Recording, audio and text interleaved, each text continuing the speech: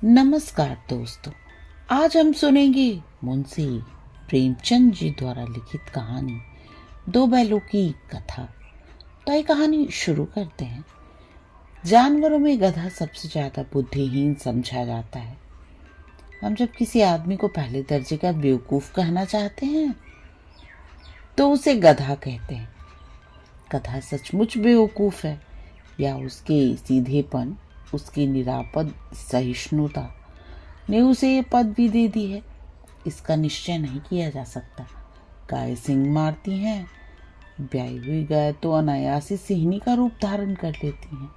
कुत्ता भी बहुत गरीब जानवर है, लेकिन कभी कभी उसे भी क्रोध आ ही जाता है।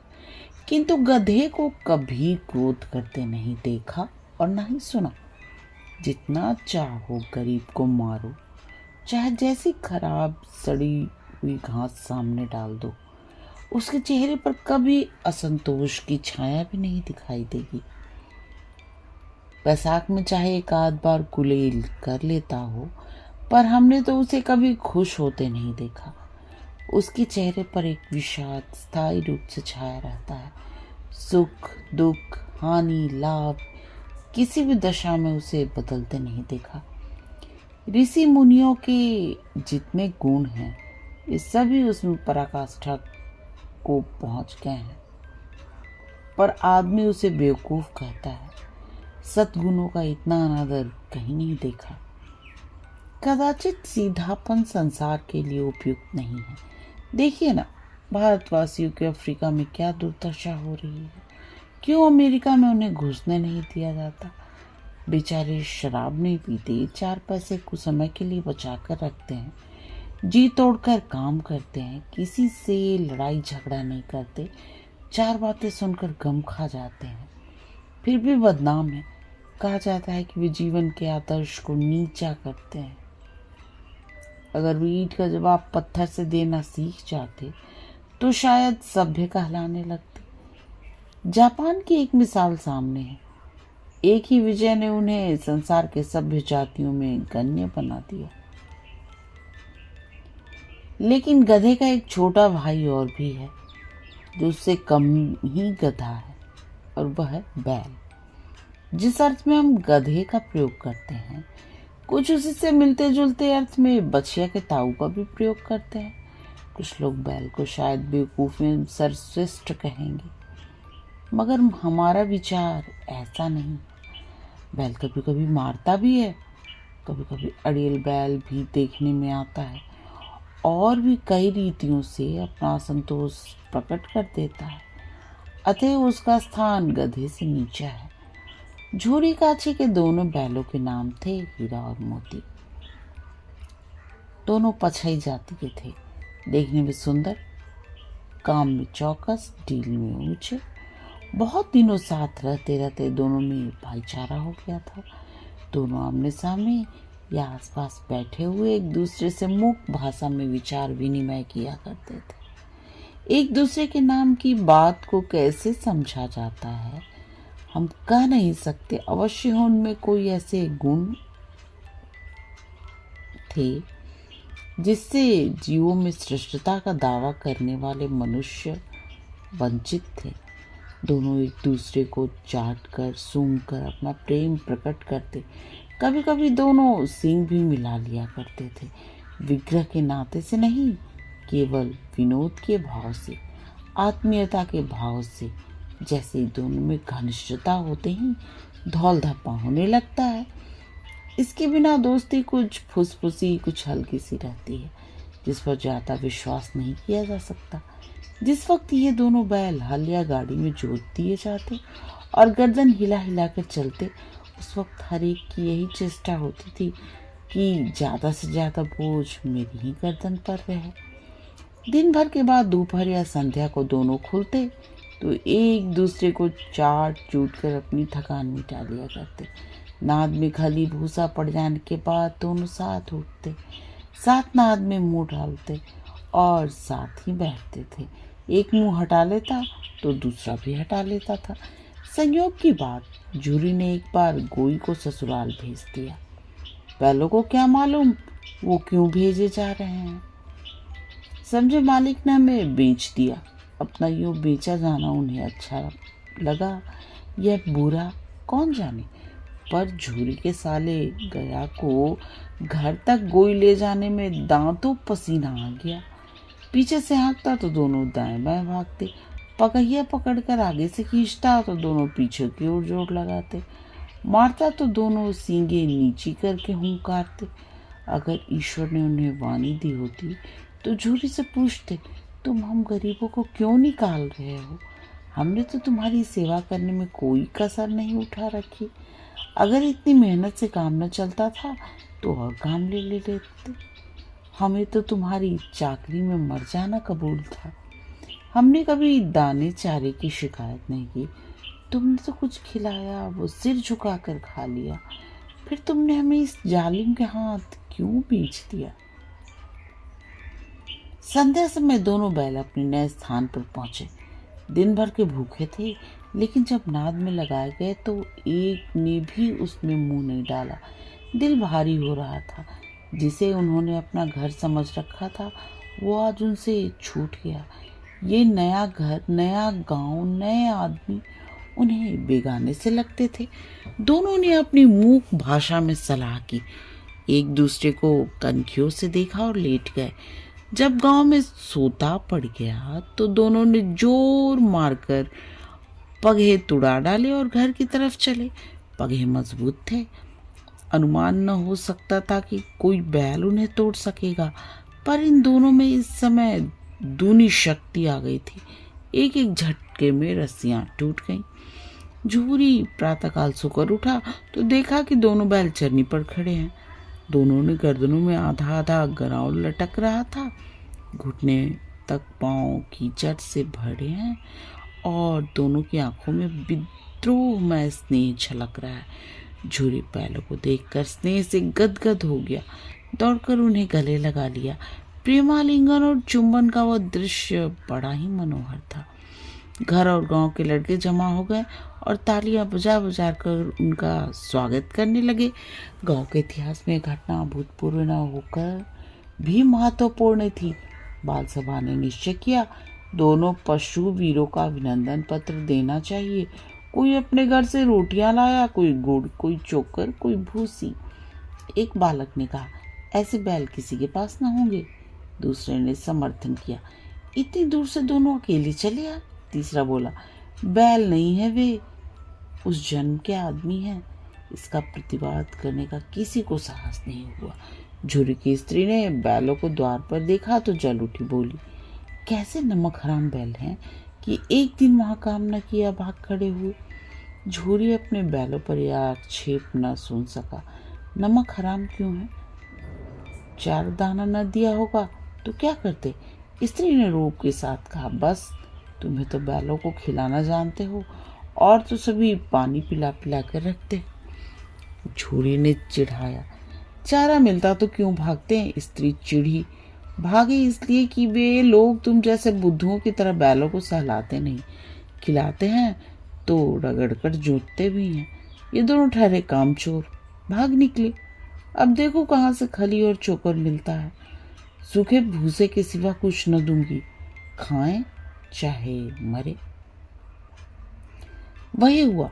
मजदूर की बड़ी ताकीद की गई कि बैलों को खाली सूखा भूसा दिया जाए। बैलों ने नाद में मुंह डाला तो फीका फीका, न कोई चिकनाहट न कोई रस। क्या खाए? आशा भरी आंखों से द्वार की ओर ताकने लगे। झूरी ने मजदूर से कहा, थोड़ी सी खली क्यों नहीं डाल देते हो? मालकिन मुझे मारे डालेगी। चुरा कर डाला। ना दादा, पीछे से तुम भी उन्हीं की सी हो बातें करोगे। दूसरे दिन झूरी का साला फिर आया और बैलों को ले गया। अब कि उसने दोनों को गाड़ी में जोता।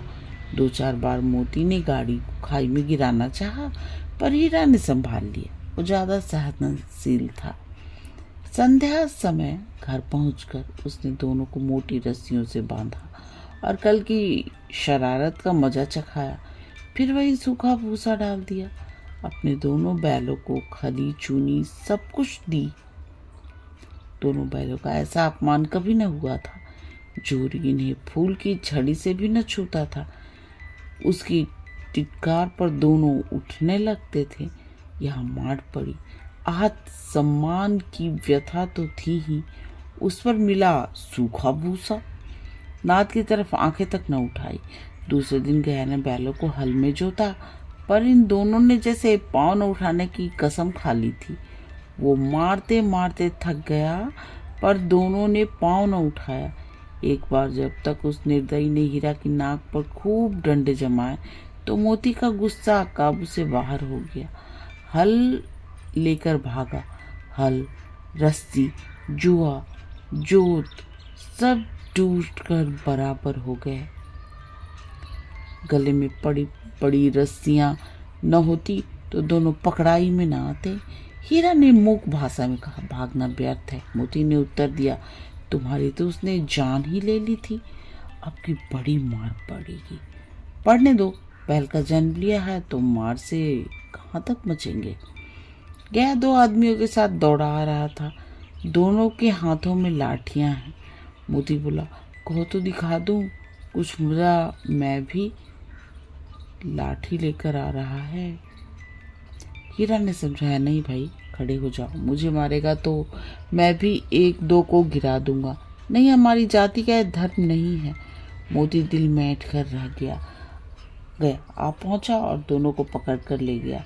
कुशल हुई कि उसने इस वक्त मारपीट न की, नहीं तो मोती भी पलट पड़ता। उसके तेवर देखकर गया और उसके सहायक समझ गए कि इस वक्त टाल जाना ही मसलहत है। आज दोनों के सामने फिर वही सूखा भूसा लाया गया। दोनों चुपचाप खड़े रहे। घर में लोग भोजन करने लगे। उस वक्त छोटी सी लड़की 2 रोटियां लिए निकली और दोनों के मुंह में देकर चली गई। उस एक रोटी से इनकी भूख तो क्या शांत होती, पर दोनों के हृदय को मानो भोजन मिल गया। यहाँ भी किसी सज्जन का वास है। इस लड़की भैरव की थी, उसकी माँ मर चुकी थी। सौतेली माँ उसे मारती रहती थी, इसलिए इन बैलों से एक प्रकार की आत्मीयता हो गई थी। दोनों दिन भर जोते जाते, डंडे खाते, अड़ते, शाम को थान पर बांध दिए जाते और रात को वहीं बालिका उन्हें 2 रोटियां खिला जाती। प्रेम के इस प्रसाद की यह बरकत थी कि 2-2 गाल सूखा भूसा खाकर भी दोनों दुर्बल न होते थे, मगर दोनों की आंखों में रोम रोम में विद्रोह भरा हुआ था। एक दिन मोती ने मूक भाषा में कहा, अब तो नहीं सहा जाता हीरा, क्या करना चाहते हो? एक हाथ उस सींगों पर उठाकर फेंक दूंगा। नहीं जानते हो, वो प्यारी लड़की जो हमें रोटियां खिलाती है उसी की लड़की है जो इस घर का मालिक है। ये बेचारी अनाथ हो जाएगी। तो मालकिन को न फेंक दूं, वही तो इस लड़की को मारती है। लेकिन औरत जात पर सींग चलाना मना है, ये भूल जाते हो। तुम किसी तरह निकलने की सोचो, बताओ, तुड़ाकर भाग चले? हाँ, ये मैं स्वीकार करता हूँ, लेकिन इतनी मोटी रस्सी टूटेगी कैसे? इसका एक उपाय है, पहले रस्सी को थोड़ा सा चबा लो, फिर एक झटके में टूट जाती है। रात को जब बालिका रोटियां खिलाकर चली गई, दोनों रस्सियां चबाने लगे, पर मोटी रस्सी मुंह में न आती थी। बेचारे बार बार जोर लगा कर रह जाते थे। सासा घर का द्वार खुला और वो लड़की निकली। दोनों सिर झुकाकर उसका हाथ चाटने लगे। दोनों की पूंछें खड़ी हो गई। उसने उनके माथे सहलाए और बोली, खोल देती हूँ, चुपके से भाग जाओ, नहीं तो ये लोग मार डालेंगे। आज घर में सलाह हो रही है कि इनके नाकों में नाथ डाल दी जाए। उसने गराव खोल दिया, पर दोनों चुप खड़े रहे। मोती ने अपनी भाषा में पूछा, अब चलते क्यों नहीं? हीरा ने कहा, चले तो, लेकिन कल इस अनाथ पर आफत आएगी, सब इसी पर संदेह करेंगे। सहसा बालिका चिल्लाई, दोनों फूफा वाले बैल भागे जा रहे हैं। ओ दादा दादा, दोनों बैल भागे जा रहे हैं, जल्दी दौड़ो। गया हड़बड़ाकर भीतर से निकला और बैलों को पकड़ने चला। वे दोनों भागे। गया ने पीछा किया और भी तेज हुए। गया ने शोर मचाया, फिर गांव के कुछ आदमियों को भी साथ लेने के लिए लौटा। दोनों मित्रों को भागते भागते सीधे दौड़ते मार्ग मिल गया, लेकिन मार्ग अपरिचित था। जिस परिचित मार्ग से आए थे उसका यहाँ पता न था। नए नए गाँव मिलने लगे। तब दोनों एक खेत के किनारे खड़े होकर सोचने लगे अब क्या करना चाहिए। हीरा ने कहा, मालूम होता है राह भूल गए। तुम भी बेतहाशा भागे, वही उसे मार गिराना था। उसे मार गिराते तो दुनिया क्या कहती। वो अपना धर्म छोड़ दे, लेकिन हम अपना धर्म क्यों छोड़ें। दोनों भूख से व्याकुल हो रहे थे। खेत में मटर खड़ी थी, चरने लगे। रह रह कर आहट लेते रहते थे, कोई आता तो नहीं। जब पेट भर गया, दोनों ने आज़ादी का अनुभव किया तो मस्त होकर उछलने कूदने लगे। पहले दोनों ने डकार ली, फिर सींग मिलाए और एक दूसरे को ठेलने लगे। मोती ने हीरा को कई कदम पीछे हटा दिया, यहाँ तक कि वो खाई में गिर गया। तब उसे भी क्रोध आ गया, संभल कर उठा और मोती से भिड़ गया। मोती ने देखा खेल में झगड़ा हुआ चाहता है तो किनारे हट गया। अरे ये क्या, कोई सांड डोंकता चला आ रहा। हाँ, सांड ही है। वो सामने आ पहुंचा। दोनों मित्र बगले झांक रहे थे। सांड पूरा हाथी था, उससे भिड़ना जान से हाथ धोना था, लेकिन न भिड़ने पर भी जान बचती ही नहीं। इन्हीं की तरह आप आ भी रहा है। कितना भयंकर सूरत है। मोती ने मूक भाषा में कहा, बुरे फंसे, जान बचेगी, कोई उपाय सोचो। हीरा ने की चिंतित स्वर में कहा, अपने घमंड में फूला हुआ है, आरजू विनती न सुनेगा। भाग क्यों न चले। भागना कायरता है तो फिर यहीं मरो। बंदा तो 9 2 11 होता है, और जो दौड़ाए तो फिर कोई उपाय सोचो जल्द। उपाय यही है कि उस पर दोनों जने एक साथ चोट करो। मैं आगे से रगेदता हूँ, तुम पीछे से रगेदो। दूरी मार पड़ेगी तो भाग खड़ा होगा। मेरी चोट झपटे तुम बगल से उन्हें पेट से सींग घुसेड़ देना। जान जोखिम है, पर दूसरा उपाय नहीं है। दोनों मित्र जान हथेलियों पर लेकर लपके। सांड को भी संगठित शत्रुओं से लड़ने का तजुर्बा न था। वो तो एक शत्रु से मल्लयुद्ध करने का आदी था। ज्यों ही हीरा पर झपटे, मोती ने पीछे से दौड़ा दिया। सांड उसकी तरफ मुड़ा तो हीरा ने रगेदा। सांड चाहता था कि एक एक करके दोनों को गिरा ले, पर ये दोनों ही उस्ताद थे, उसे वो अवसर न देते थे। एक बार सांड झल्लाकर हीरा का अंत कर देने के लिए चला कि मोती ने बगल से आकर उसके पेट में सींग भोंक दिया। सांड क्रोध में आकर पीछे फिरा तो हीरा ने दूसरे पहलू में सींग चुभो दिए। आखिर बेचारा जख्मी होकर भागा और दोनों मित्रों ने दूर तक उसका पीछा किया, यहाँ तक कि सांड बेदम होकर गिर पड़ा। तब दोनों ने उसे छोड़ दिया। दोनों मित्र जीत के नशे में झूमते चले जाते थे। मोती ने सांकेतिक भाषा में कहा, मेरा जी चाहता है कि मार ही डालूं। हीरा ने तिरस्कार किया, गिरे हुए बैरी पर सींग न चलाना चाहिए, ये सब ढोंग है। बैरी को ऐसा मारना चाहिए कि फिर न उठे। अब घर कैसे पहुंचोगे वो सोचो। सामने मटर का खेत था ही, मोती उसमें घुस गया। हीरा मना करता रहा, पर उससे एक न सुनी गई। अभी 2 ही 4 ग्रास खाए थे कि 2 आदमी लाठियां लिए दौड़ पड़े और दोनों मित्रों को घेर लिया। हीरा तो मेड़ पर था, निकल गया। मोती खींचे हुए खेत में था, उसके खुर कीचड़ में धंसने लगे। न भाग सका, पकड़ लिया। हीरा ने देखा संगी संकट में है तो लौट पड़ा, फंसेंगे तो दोनों फंसेंगे।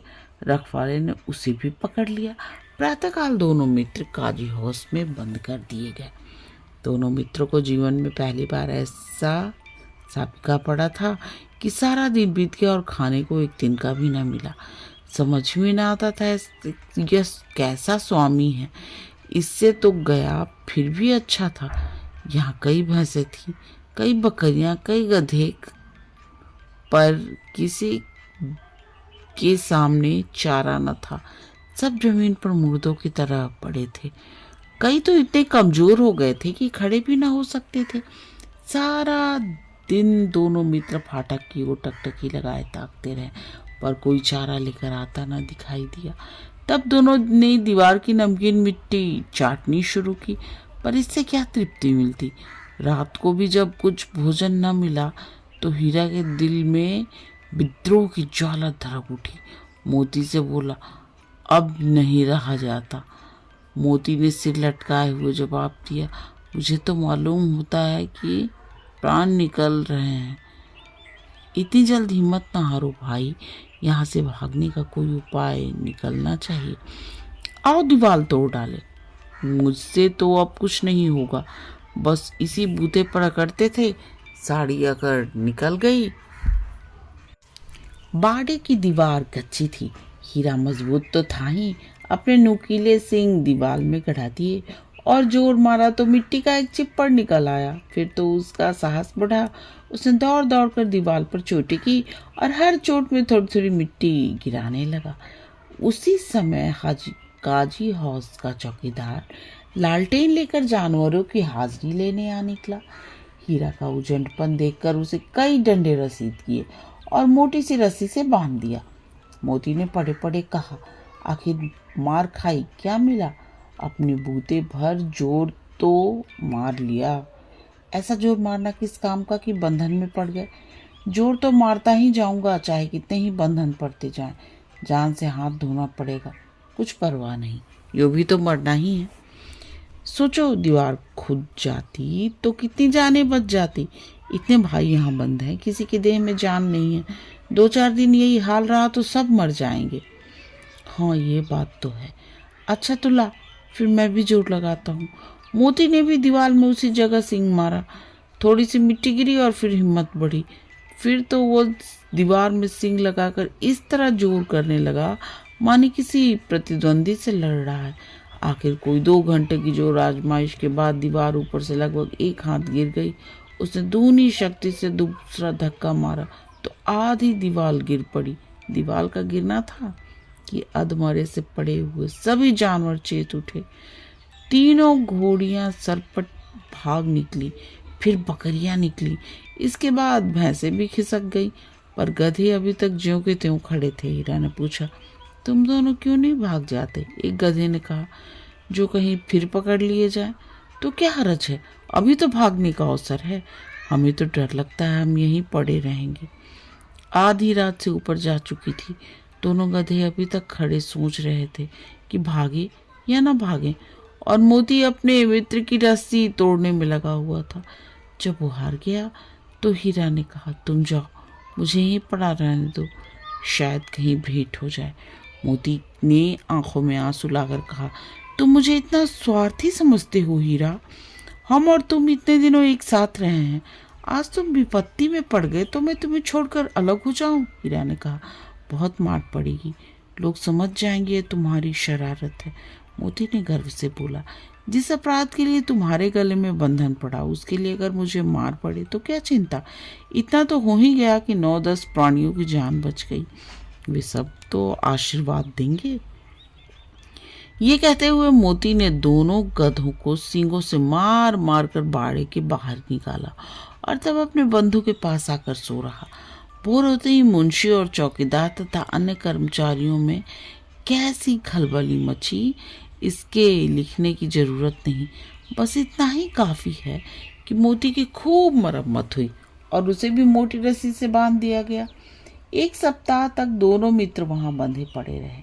किसी ने चारे का एक तृण भी न डाला। हाँ, एक बार पानी दिखा दिया जाता था, यही उनका आधार था। दोनों इतने दुर्बल हो गए थे कि उठा तक नहीं जा सकता था। ठठरियाँ निकल आई थी। एक दिन बाड़े के सामने डुगी बजने लगी और दोपहर होते होते वहाँ 50-60 आदमी जमा हो गए। तब दोनों मित्र निकाले गए और उनकी देखभाल होने लगी। लोग आकर उनकी सूरत देखते और मन फीका करके चले जाते। ऐसे मृतक बैलों का कौन खरीदार होता। सहसा एक दढ़ियल आदमी, जिसकी आंखें लाल थी और मुद्रा अत्यंत कठोर, आया और दोनों मित्रों के कूल्हे में उंगली गूंद कर मुंशी जी से बातें करने लगा। उसका चेहरा देखकर अंतर्ज्ञान से दोनों मित्रों के दिल कांप उठे। वो कौन है और उन्हें क्यों टटोल रहा है, इस विषय में उन्हें कोई संदेह न हुआ। दोनों ने एक दूसरे को भीत नेत्रों से देखा और सिर झुका लिया। हिरन ने कहा, गया के घर से नाहक भागे, अब तो जान न बचेगी। मोती ने अश्रद्धा के भाव से उत्तर दिया, कहते हैं भगवान सबके ऊपर दया करते हैं, उन्हें हमारे ऊपर दया क्यों नहीं आती? भगवान के लिए हमारा जीना मरना दोनों बराबर है। चलो अच्छा ही है, कुछ दिन उसके पास तो रहेंगे। एक बार भगवान ने उस लड़की के रूप में हमें बचाया था, क्या अब न बचाएंगे? यह आदमी छुरी चलाएगा, देख लेना। तो क्या चिंता है, मांस खाल सिंह हड्डी सब किसी के काम आ जाएंगे। नीलाम हो जाने के बाद दोनों मित्र उस दड़ियल के साथ चले। दोनों की बोटी बोटी कांप रही थी। बेचारे पांव तक न उठा सकते थे, पर भय के मारे गिरते पड़ते भागे जाते थे, क्योंकि वह जरा भी चाल धीमी हो जाने पर डंडा जमा देता था। राह में गाय बैलों का एक रेवड़ हरे भरे हार में चरता नजर आया।